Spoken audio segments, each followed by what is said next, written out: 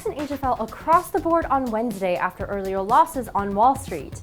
Disappointing U.S. factory data fueled global growth concerns ahead of high-level Sino-American trade talks due next week. The U.S. factory activity for September contracted to its weakest level in more than a decade. The Institute of Supply Management's manufacturing index fell to 47.8 last month, shrinking further from the August 49.1 reading. The print added to concerns over a slowdown in the U.S. economic growth. In other news, another series of anti-government protests rocked Hong Kong on Tuesday, which added to the negative sentiment in the regional markets. Meanwhile, Samsung Electronics stocks declined over 2.5% amid the news that the company suspended production at a mobile phone factory in Puizhou in China's Guangdong province at the end of September. As a reminder, Hong Kong's financial markets were closed on Tuesday for National Day, while mainland Chinese markets will remain shut through October 7th. Elsewhere, Japan's Nikkei 225 shed 0.49% to close at 21,778.61. Over in South Korea, the Kospi declined 1.95% to close at 2,031.91. The S&P ASX 200 in Australia ended its trading day 1.53% lower at 6,639.90, as most of the sectors declined. European stocks closed sharply lower after unexpectedly weak U.S. manufacturing data stoked worries over the world's largest economy. The Pan-European Stock 600 was down 2.7% and had its largest one-day fall for almost a month.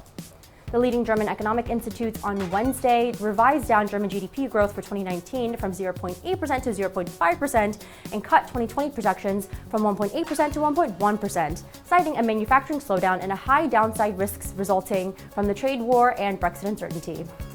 This move added to the bearish sentiment in the region. U.S. stocks fell sharply for a second consecutive session Wednesday as worries intensified about slowing U.S. manufacturing activity that could presage a possible economic downturn. Wednesday's private sector jobs report, which showed the pace of job creation has slowed, added to the concerns about the health of the economy. Companies hired 135,000 more workers in the month, less than expected. That was a drop from the 157,000 in August, a number that itself saw a downward revision from the initially reported 195,000. September's gains was the slowest since June. As a result, the Dow Jones Industrial Average has slumped about 840 points or 3.1% over the past two sessions. Another portion of disappointing data made the greenback turn lower against the majors, with the Euro-US dollar bouncing back from the 1.09 handle. However, the upside potential was limited, and a wider picture shows that downside risks persist for the common currency.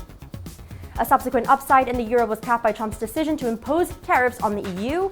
In particular, the Trump administration announced tariffs Wednesday after it received the green light from the World Trade Organization to impose the tariffs as retaliation for the subsidies that the European Union gave to Airbus in its competition with its American rival, Boeing. Now, focus shifts on the final Eurozone and German services PMI for September and other second-tier data releases, as the US ISM non-manufacturing PMI will be the key event of the day. The PMI is forecasted to print at 55.1 versus 56.4 in August. And in commodities, Brent crude extended losses on Wednesday on a string of worrying economic news. Global manufacturing activity declined for the fifth consecutive month in September, the longest period of contraction since 2002.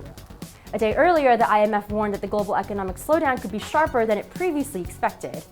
Meanwhile, the World Trade Organization slashed its trade growth forecast for this year to 1.2%, down substantially from 2.6% in April. The EIA didn't help matters either. On Wednesday, the agency reported a crude oil inventory build of 3.1 million barrels last week, along with a lower than expected drawdown of gasoline stocks. Taken together, the data added to the growing body of evidence pointing to an economic slowdown. As a result, Brent declined to fresh lows around $57.20 and now threatens the $57 level. And that is all for today. Thank you so much for watching. Please click subscribe to always be in touch with the latest market news.